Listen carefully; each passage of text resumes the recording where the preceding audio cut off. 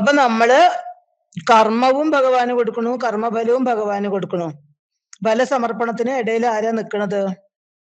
ബലസമർപ്പണത്തിന് ഇടയിൽ സാകാരനായിട്ടുള്ള ഭഗവാൻ നിൽക്കുന്നു, സാകാരനായിട്ടുള്ള ഗുരു നിൽക്കുന്നു, മോഹൻജി നിൽക്കുന്നു, ബാബ നിൽക്കുന്നു. ബാബയ്ക്ക് വേണ്ടി നമ്മൾ ഉണരുന്നു, എണീക്കുന്നു, ജീവിക്കുന്നു, കാര്യങ്ങൾ ചെയ്യുന്നു. ആർക്ക് വേണ്ടിയാ? നമുക്ക് വേണ്ടിയല്ല, ബാബയ്ക്ക് വേണ്ടി, ഗുരുവിന് വേണ്ടിയിട്ട്, അല്ലെങ്കിൽ കൃഷ്ണന് വേണ്ടിയിട്ടാണ്. ആ ആ ഈശ്വരൻ, ആ ഗുരു ഭക്തന്റെ പ്രേമമൂർത്തിയായിട്ട് മാറുന്നു. എന്താണ് പ്രേമമായിട്ട് മാറുന്നത്? സുഖാസക്തിയാണ്. അല്ലെങ്കിൽ നമ്മൾ പല സുഖങ്ങളിലേക്കും പോയി, ഇത്രയും കാലം പല സുഖങ്ങളുടെയും പിന്നാലെ ഓടിപ്പാഞ്ഞിരുന്ന നമ്മള് നമ്മുടെ ഗുരുവിനെ അല്ലെങ്കിൽ നമ്മുടെ ഈശ്വരനെ അതിഗാഠമായിട്ട് പ്രേമിക്കാൻ തുടങ്ങുമ്പോ ആ ആസക്തി പ്രേമമായിട്ട് മാറുന്നു.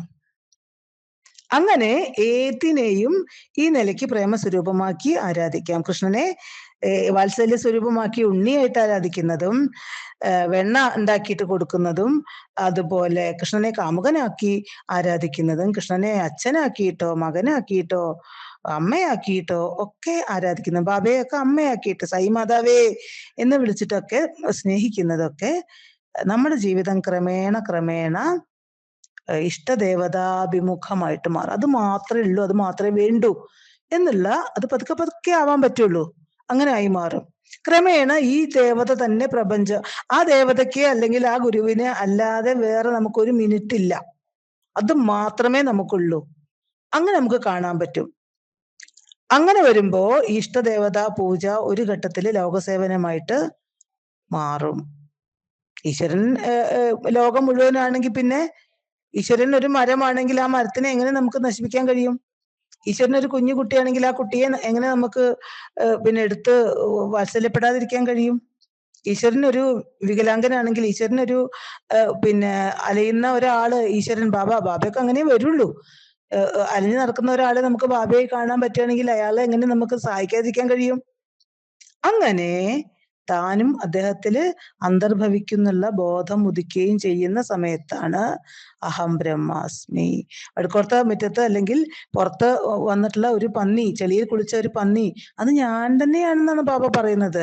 നിന്റെ അടുത്ത് വന്ന പന്നിയും പൂച്ചയും നായും ഞാൻ തന്നെയാണ് എന്ന് തന്റെ ഭക്തിയോട് ബാബ പറയാണ്. അങ്ങനെ പറയുമ്പോഴാണ്, അതിനെയും കൂടി സ്നേഹിക്കാൻ കഴിയുമ്പോഴാണ് നിനക്ക് പ്രപഞ്ചബോധം വരുള്ളൂ.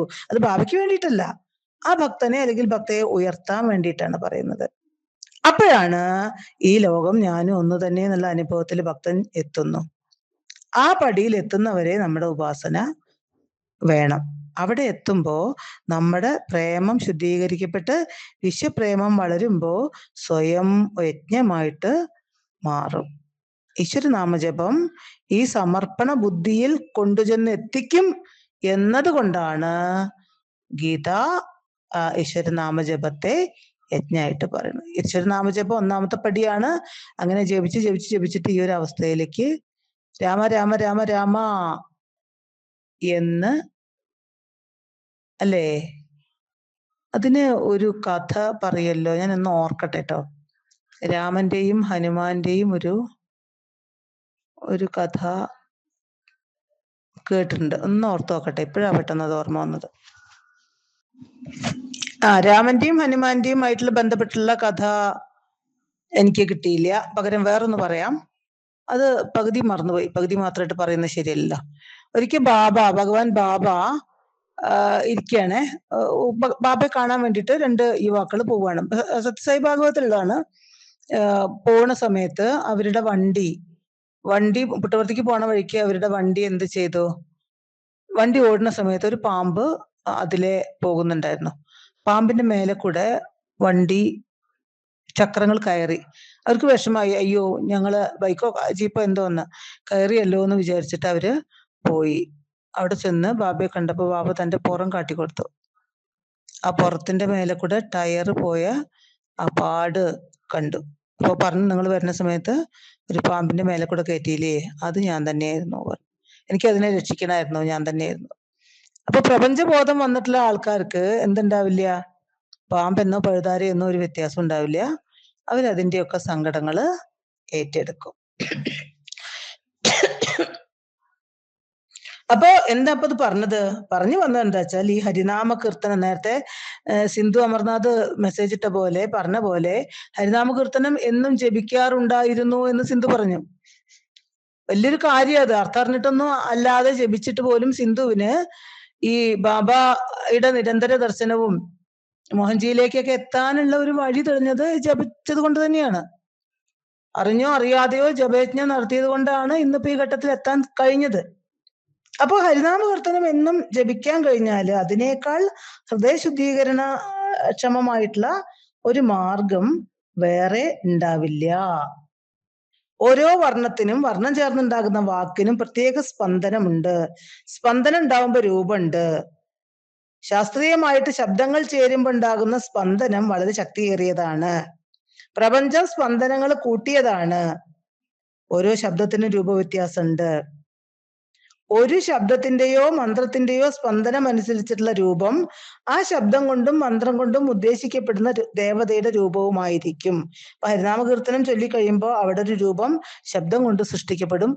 ആ ശബ്ദം കൊണ്ട് ആ രൂപത്തിന് ഉപാസിക്കപ്പെടും. നമ്മൾ അറിയാതെ ഉപാസിക്കപ്പെടും. ഇപ്പൊ രാമ രാമ രാമ രാമ എന്ന് ചൊല്ലുമ്പോൾ ആ നമ്മൾ അറിഞ്ഞോ അറിയാതെയോ രാമന്റെ രൂപം അവിടെ ഉണ്ടാവുകയും രാമനിലേക്ക് നമ്മൾ ഹൃദയത്തിൽ നിന്നൊരു പൂവ് ചെന്ന് വീഴുകയും ചെയ്യും.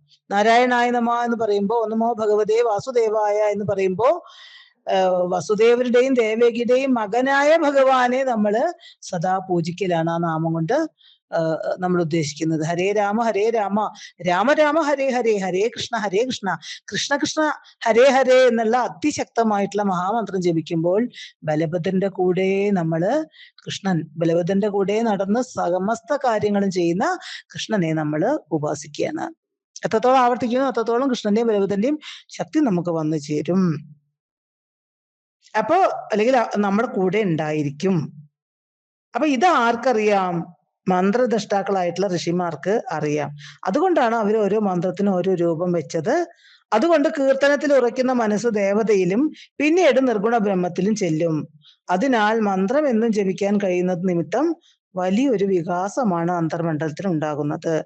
പൂർണ്ണത്വ ദർശനത്തിലേക്ക് എത്തും. ജന്മാന്തരങ്ങളിലേക്ക് കടക്കുന്ന ജീവന് അത് വലിയ സംസ്കാരം ആയിത്തീരും. ശ്രീമൂലമായ പ്രകൃതിങ്കൽ തുടങ്ങി ജനനാന്ത്യത്തോളം പരമഹാമായ തന്റെ ഗതി ജന്മങ്ങളും പല കഴിഞ്ഞാലുമില്ലവതി കർമ്മത്തിനും പരമനാരായണായ നമ. ശ്രീമൂലമായ പ്രകൃതിങ്കൽ തുടങ്ങി ജനനാന്ത്യത്തോളം പരമഹാമായ തന്റെ ഗതി ജന്മങ്ങളും പല കഴിഞ്ഞാലുമില്ലവതി കർമ്മത്തിനും പരമ നാരായണായ നമ. ശ്രീമൂലമായ പ്രകൃതിയിങ്കൽ നിന്നും തുടങ്ങി ജനനത്തിന്റെ അന്ത്യത്തോളം പരമമായിട്ടുള്ള മഹാമായ യാത്ര ചെയ്യും. അതിന്റെ ഗതി ജന്മങ്ങൾ പലത് കഴിഞ്ഞാലും അവധിയില്ല, കർമ്മത്തിനും അവധിയില്ല. അല്ലയോ ഭഗവാനെ? ഇങ്ങനെയാണ് ഒറ്റ വാക്കില് പറഞ്ഞാൽ ഇതിന്റെ അർത്ഥം. ഇങ്ങനെ പല പുസ്തകത്തിലും ഉണ്ടാവാം. പക്ഷെ ഇതുകൊണ്ട് നമുക്കൊന്നും ആവില്ല. അതുകൊണ്ട് നമുക്ക് അതിന്റെ വിസ്താരത്തിലേക്ക് കടക്കാം. ശ്രീമൂലമായ പ്രകൃതിങ്കൽ തുടങ്ങി ജനനാന്ത്യത്തോളം പരമഹാമായ തന്റെ ഗതി. മൂലപ്രകൃതിയിൽ നിന്നാണ് ഈ പ്രപഞ്ച വസ്തുക്കളെല്ലാം ഉണ്ടാകുന്നത്. ജനിച്ചും നശിച്ചും ചരാചരാത്മകമായിട്ടുള്ള പ്രപഞ്ചം അങ്ങനെ തുടരുകയാണ്. ജനന മരണ രൂപത്തിലുള്ള പരിണാമം മായ കൊണ്ടാണ് ഉണ്ടാവുന്നത്. എന്നാൽ ജനനവും മരണവും ഒന്നും ഇല്ലാത്തതാണല്ലോ. ജനനവും മരണവും ജീവിതവും സ്വപ്നവും ഒന്നും ഇല്ലാത്തതാണ്. ഉള്ളത് എന്താണ്? ബ്രഹ്മം മാത്രമാണ്. അത് നമ്മൾ ഗീതയിൽ പറഞ്ഞു. വിക്ഷേപവും ആവരണവുമായിട്ട് മായ പ്രപഞ്ചത്തോടൊപ്പം അനാദിയായി തന്നെ പ്രവർത്തിക്കുന്നു. എന്താണ് വിക്ഷേപം, എന്താണ് ആവരണം എന്ന് നമ്മൾ നോക്കേണ്ടതുണ്ട്. എന്താ മായ? ആത്മാവിൽ ആരോപിതങ്ങളാകുന്ന ജനന മരണങ്ങളാണ് മായ. സിമ്പിളാക്കിയാല് ആത്മാവ് എന്ന് പറഞ്ഞാൽ ഭഗവാന്റെ അംശമാണ്, പരമാത്മാവാണ്. അതില് കർമ്മം കൊണ്ട്, കർമ്മത്തിന്റെ സ്റ്റാമ്പ് ഉണ്ടാവുമ്പോ അത് തീർക്കാൻ വേണ്ടിയിട്ട് നമ്മൾ ജനിക്കണു. അല്ലെങ്കിൽ സോളായിട്ട് തന്നെ നിന്നാൽ മതി.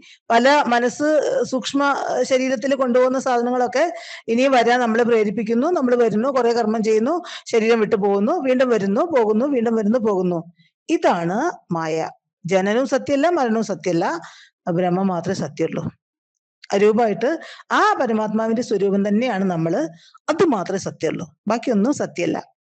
നമ്മൾ ഈ കാണുന്ന നമ്മളും സത്യമല്ല, നമ്മുടെ ശരീരവും സത്യമല്ല, നമ്മള് പൗഡർ പൊട്ട്, നമ്മൾ കഴിക്കുന്ന ഭക്ഷണം, നമ്മൾ പങ്കെടുക്കുന്ന കല്യാണം, നമ്മളുടെ സ്നേഹങ്ങള്, നമ്മള് ഭർത്താവ് കുട്ടി ഒന്നും സത്യമല്ല. ഒക്കെ ഇല്ലാത്തതാണ്. അത് നാരദന് പണ്ട് ഭഗവാൻ മനസ്സിലാക്കി കൊടുത്തിട്ടുണ്ട്. പ്രളയം ഉണ്ടാക്കിയിട്ടേ, എന്താ മായ, എന്നെ ഒന്ന് കാണിച്ചു തരൂ ഭഗവാനെ പറഞ്ഞു. അപ്പൊ ഭഗവാൻ എന്നിട്ട് ഉണ്ടാക്കി കൊടുത്തു. അതുപോലെ ഭാഗവതത്തിലുണ്ടേ. അപ്പൊ ഞാൻ ഭാഗവതത്തിലുണ്ട് പറഞ്ഞിട്ട് നിങ്ങളൊക്കെ അവസാനം എന്നോട് പറയും ടീച്ചറെ ഭാഗവതം തുടങ്ങാന്ന്. അങ്ങനെ പറയിപ്പിക്കാൻ വേണ്ടിയിട്ടാണ് കേട്ടോ. ഭാഗവതം പഠിപ്പിക്കാൻ എനിക്ക് ഭയങ്കര ഇഷ്ടാ. നല്ല രസമായിട്ട് പോവും അത്. അപ്പൊ അതവിടെ നിൽക്കട്ടെ. അപ്പൊ ആത്മാവ് എന്താണ്? അനാദിയും അനന്തവുമാണ്. ഗീത പറഞ്ഞപ്പോ നമ്മൾ നോക്കിയല്ലോ. അപ്പൊ ജനനവും മരണവും ഇല്ലാത്തതാണ്, നമ്മൾ കർമ്മം കൊണ്ട് ഉണ്ടാക്കുന്നതാണ്. ആത്മാവ് ആദി ഇല്ലാത്തതും അന്തമില്ലാത്തതുമാണല്ലോ. ആത്മാവിന് ശരീരാദികളും അവയുടെ ധർമ്മങ്ങളും ആരോപിച്ച് ആത്മാവിനെ പലതായി കാണുന്നത് വിക്ഷേപ രൂപത്തിലുള്ള ഭ്രാന്തി കൊണ്ടാണ്. എന്ന് വെച്ചാൽ രാധാമണി എന്ന് പറയുന്നത് വിക്ഷേപ രൂപത്തിലുള്ള ഒരു ഭ്രാന്തിയാണ്. മായ എന്ന് പറയുന്നത്, സിന്ധു എന്ന് പറയുന്നത്, മനതാരക എന്ന് പറയുന്നത്, ഹരിയേട്ടൻ എന്ന് പറയുന്നത്, പപ്പിക്കുട്ടൻ എന്ന് പറയുന്നത്, വെല്ലക്കുട്ടി എന്ന് പറയുന്നത് ഒക്കെ വിക്ഷേപമാണ്. അതൊരു ഭ്രാന്തിയാണ്. മോഹൻജി പറയും പോലെ 30,000 ദിവസം, 80 വയസ്സുവരെ ആയുസിന് 30,000 ദിവസം കഴിഞ്ഞാൽ രാധാമണി എന്ന് പറയുന്ന ഈ വിക്ഷേപം ഇല്ലാണ്ടായിത്തീരും. ഒരു 5 or 6 കൊല്ലം കഴിഞ്ഞാൽ പപ്പിക്കുട്ടൻ എന്ന് പറയുന്ന പട്ടിക്കുട്ടി എന്ന വിക്ഷേപം ഇല്ലാതായിത്തീരും. ആയുസ് എത്രയാന്ന് വെച്ചാൽ മായ ഇല്ലാതാവും, സിന്ധു ഇല്ലാതാവും, ശോഭേച്ചി ഇല്ലാതാവും, മോളി സേവിയർ ഇല്ലാതാവും, എല്ലാവരും ഇല്ലാതാവും. അപ്പൊ വിക്ഷേപങ്ങളാണ് ഇല്ലാതാവുന്നത്. ബാക്കിയാവുന്നത് എന്താണ്? പരമ്പൊരുള് സത്യം. ബാക്കിയൊക്കെ ഇല്ലാതാവും. ഇതാണ് ആത്മാവിന്റെ യഥാർത്ഥ സ്വരൂപത്തെ മറയ്ക്കുന്ന ഭ്രമമാണ് ആവരണം. ഞാന് ശരീരമാണ്, ഞാൻ ഇക്കാണായതൊക്കെയാണ്, ഞാൻ ഗംഭീരമായിട്ട് ഒരു HM ആയിരുന്നു, ഞാൻ ടീച്ചറാണ്, ഞാൻ അത് ചെയ്തിട്ടുണ്ട്, ഇത് ചെയ്തിട്ടുണ്ട്, ഞാനൊരു വലിയ ഓഫീസറാണ്, എന്റെ കസേര ഇതിൽ ഞാൻ അങ്ങനെ കണ്ടിട്ടില്ലേ? പട്ടാളക്കാരനായിരുന്നു, അവസാനം വരെ പട്ടാളക്കാരന്റെ കഥ പറയുന്ന, മരിക്കുമ്പോഴും പട്ടാളക്കാരനെ പറ്റി പറയുന്ന ആൾക്കാര്. ഇതേപോലെ എല്ലാവരും ഉണ്ട് കേട്ടോ. അധ്യാപകരുണ്ട്, കുട്ടികളെ പറ്റിയും തന്റെ അധ്യയന കാലത്തെ പറ്റിയും അവസാനം വരെയും പറഞ്ഞുകൊണ്ടിരിക്കുന്ന ടീച്ചർമാരുണ്ട്. അവരുടെ ഉദ്യോഗമാണ്. അതുപോലെ അമ്മമാരില്ലേ, മക്കളെ പറ്റി മാത്രം ചിന്തിച്ച് പറയുന്ന, ഭർത്താവിനെ പറ്റി മാത്രം ചിന്തിച്ച് അടുക്കള മാത്രം ലോകാക്കുന്നവര്. അങ്ങനെ എന്തിന്റെങ്കിലും മേലേണ്ട് ഒട്ടി നിന്ന് അത് മാത്രമായിട്ട് മാറുന്നവര്. നമ്മള് അതിലേത് തരത്തിൽപ്പെടണു എന്ന് ആലോചിക്കാട്ടോ. അതില്ലാണ്ട് നമുക്ക് പറ്റില്ല. അങ്ങനെ നടൻ, സിനിമാക്കാര്, നാടകക്കാര്, എന്ത് ആണെങ്കിലും അതെ, അതില്ലാതെ പറ്റില്ല. അത് മാത്രം ഓർത്തുകൊണ്ടിരിക്കുക. ചിലര് ഉണ്ടാവും വേറെ ലോകമില്ലാത്ത. എൻ്റെ ഒരു സുഹൃത്തുണ്ട്, പഠനകാലം കഴിഞ്ഞപ്പോ പിന്നെ വേറെ ഒന്നുമില്ല. അപ്പൊ സൗഹൃദങ്ങൾ മാത്രമേ ഓർക്കുള്ളൂ. അത് കഴിഞ്ഞപ്പോ ശൂന്യമായി തീർന്ന ജീവിതം. MA കാലം കഴിഞ്ഞപ്പോ പിന്നെ ഒന്നുമില്ല, പിന്നെ ശൂന്യതയാണ്. അപ്പൊ അത് ഓർക്കില്ല. ആ പഠനകാലത്തുള്ളത് മാത്രം ഓർക്കുകയും പറയും. പഠിക്കുന്ന കൂട്ടുകാർ വീണ്ടും വേണമെന്ന് ആഗ്രഹിക്കുകയും ചെയ്യുന്ന ഒരാള്. സുഖമില്ലാത്ത ആളാണ്, പക്ഷെ അത് പറയാൻ പറ്റില്ല. അപ്പോ അങ്ങനെ കുറെ കഥകളുണ്ട്. അപ്പോ അതിലൂടെയൊക്കെയാണ് നമ്മൾ ബാബയെ അറിയാൻ ഉള്ള ആദ്യ കാരണങ്ങളൊക്കെ. അപ്പൊ പറഞ്ഞു വന്ന ഇതാണ്, ഇതൊക്കെ ആവരണങ്ങളാണ്, ഇതൊക്കെ വിക്ഷേപങ്ങളും ആവരണങ്ങളുമാണ്. അത് നമ്മളേനെ പരബ്രഹ്മത്തിന്റെ ചൈതന്യം മറയ്ക്കും. മൂലപ്രകൃതിയില് പരബ്രഹ്മത്തിന്റെ ചൈതന്യം പകരുന്ന നിമിത്തം ഉണ്ടാകുന്ന തോന്നലാണ് സൃഷ്ടിക്കും തുടർന്നുള്ള പരിണാമത്തിനും കാരണമായിട്ടുള്ളത്. ബ്രഹ്മത്തിന് പ്രകൃതിയുമായിട്ടൊരു ബന്ധമില്ല. ഇപ്പൊ രാധാമണി എന്ന് പറയുന്ന ഈ ശരീരമോ രാധാമണിയുടെ ജീവിതമായിട്ടൊന്നും രാധാമണി എന്ന് പറയുന്ന സോളിന് ഒരു ബന്ധമില്ല. അല്ലെങ്കിൽ രാധാമണി എന്ന് പറഞ്ഞ സോളിനെ ഇങ്ങോട്ട് പറഞ്ഞു വെച്ചാൽ വലിയ സോളിന് ഒരു ബന്ധമില്ല. പ്രകൃതി തന്നെ ബ്രഹ്മ ഭിന്നമായ ഒരു വസ്തുവല്ല. ആത്മാവിനെ കർമ്മബദ്ധമായി നമ്മൾ കാണുന്നു. നമ്മൾ എന്താ ചെയ്യുന്നത്? ഞാൻ എന്ന് പറയുന്നത് ശരീരമായിട്ട് എന്റെ പണിയായിട്ടൊക്കെ അങ്ങനെ കാണുകയാണ്. വാസ്തവത്തില് അതിന് ബന്ധമോക്ഷങ്ങളൊന്നും ഇല്ല. എന്റെ ഉള്ളിലുള്ള ഞാൻ അന്വേഷിക്കുന്ന, നമ്മൾ ഓരോരുത്തരും അന്വേഷിക്കുന്ന, നമ്മൾ എത്താൻ ആഗ്രഹിക്കുന്ന ആ പരമ്പൊരുളുണ്ടല്ലോ, അതിന് ബന്ധവുമില്ല, മോക്ഷമില്ല, പിന്നെ അതിന് കർമ്മവുമില്ല, ഒന്നുമില്ല. എന്നാലോ കർമ്മബന്ധത്തോട് കൂടിയിട്ടുള്ള ആത്മാവിനെയാണ് ജീവൻ എന്ന് പറയുന്നത്. അവിടെയാണ് അത് ചർച്ച ചെയ്യണം കേട്ടോ. അത് കേട്ടിട്ട് സംശയങ്ങൾ ചോദിക്കണേ. ഇപ്പൊ ഞാൻ പറഞ്ഞല്ലോ, ഇപ്പൊ എന്റെ ഉള്ളിലുള്ള പരമ്പൊരുള്, ആ വെളിച്ചം, മഹാവെളിച്ചം, അതിനൊരു ബന്ധമില്ല എന്ന് പറഞ്ഞല്ലോ. പക്ഷെ ഞാൻ എന്ത് ചെയ്യുന്നു? ഞാൻ ബന്ധം ഉണ്ടാക്കണു. എങ്ങനെ ഉണ്ടാക്കണു? എനിക്ക് എന്റെ മനസ്സിൽ കുറെ കടമകൾ കർമ്മങ്ങൾ തീർക്കാണ്ട്. അപ്പൊ അതുകൊണ്ട് ഞാൻ എന്റെ സോള് കഴിഞ്ഞ ജന്മത്തിൽ എന്റെ സോളിന് കുറെ ബന്ധങ്ങളൊക്കെ ഉണ്ടാക്കി ഞാൻ അതൊക്കെ തീർക്കാൻ വേണ്ടി തിരിച്ചു വരാൻ തീരുമാനിച്ചു. അങ്ങനെ എന്ത് ചെയ്തു? ആ ആത്മാവിന് കർമ്മബന്ധം, ആത്മാവ് പ്ലസ് കർമ്മബന്ധം സമം ജീവൻ. അങ്ങനെയുള്ള ജീവനാണ് ജന്മമരണങ്ങളിലൂടെ കടന്നു പോയിരിക്കുന്നത്. ഇത് മായയുടെ കളിയാണ്. ഇതിന് പല ജന്മങ്ങളും കഴിഞ്ഞാലും അവധിയില്ല. കർമ്മത്തിനും അവധിയില്ല. ജന്മങ്ങൾ കോടിക്കണക്ക് കഴിഞ്ഞാലും ജീവന് മുക്തി ലഭിക്കുന്നില്ല. കാരണം ജീവന്റെ മേലെ വീണ്ടും വീണ്ടും കർമ്മം ഇങ്ങനെ ഏച്ചൂട്ടി കൊണ്ടിരിക്കുന്നു. അതുകൊണ്ട് കർമ്മബന്ധം എന്ന് പറയുന്നത് മായ കൊണ്ടാണ്. അപ്പോൾ സത്തയിൽ അസത്തിന്റെ ആരോപ രൂപത്തിലുള്ള മനസ്സിന്റെ പ്രവർത്തനമാണ് മായ. ആ മായയുടെ സൃഷ്ടിയാണ് മൂലപ്രകൃതി. മൂലപ്രകൃതി സത്വരജസ് തമസ്സുകളുടെ സമവായാണ്, ഒക്കെ കൂടി ചേർന്നാണ്. അതിന്റെ സങ്കോച വികാസങ്ങൾ ബ്രഹ്മത്തിൽ അധ്യവസിതമാകുന്നു. ഇത് ബ്രഹ്മാണ്, ഇത് ബ്രഹ്മാണെന്ന് നമ്മൾ വിചാരിക്കുകയാണ്. അങ്ങനെയല്ല. മൂലപ്രകൃതിയും അതിന്റെ ഒപ്പമുള്ള സത്വം രജസ് തമസ് എല്ലാം മായയുടെ സൃഷ്ടം, മായ സൃഷ്ടിച്ചതാണെന്ന് ധരിക്കണം. ഒരിക്കലും ഒരു ഭ്രമം ഉണ്ടായാൽ ആ ഭ്രമം വളർന്നുകൊണ്ടിരിക്കും. രാത്രിയിൽ ഇരുട്ടത്തൊരു നിഴലിനെ പിശാചായി കരുതിയ പിന്നെ അത് വികല്പങ്ങളുടെ ശൃംഖല തന്നെ സൃഷ്ടിച്ചിട്ടുണ്ട്. ആ പിശാച് വരുന്നുണ്ടോ അങ്ങോട്ട് നമ്മളെ പിടിക്കോ, ഇങ്ങനെയുള്ള കുറെ ഭ്രമം ഉണ്ടാക്കും. ഇത് ജീവന്റെ സ്വഭാവമാവും. ഇതാണ് ഒടുങ്ങാത്ത കർമ്മവാസന. ഈ കർമ്മവാസന മുക്തി ലഭിക്കുന്നത് വരെ നിലനിൽക്കും. അതുകൊണ്ടാണ് എല്ലാവരും കർമ്മം അവസാനിപ്പിക്കൂ, കർമ്മത്തിൽ നിന്ന് മോചിപ്പിക്കപ്പെടൂ, സൽക്കർമ്മം ആവട്ടെ ദുഷ്കർമ്മം ആവട്ടെ അതിന്ന് പോരൂ, അത് വേണ്ട, നമുക്ക് അത് ഒട്ടിപ്പിടിക്കാതിരിക്കൂ എന്ന് പറയാനുള്ള കാരണം ഇതാണ്. കർമ്മം 3 തരത്തിലുണ്ട്. സഞ്ചിതം, പ്രാരബ്ധം, ആഗാമി.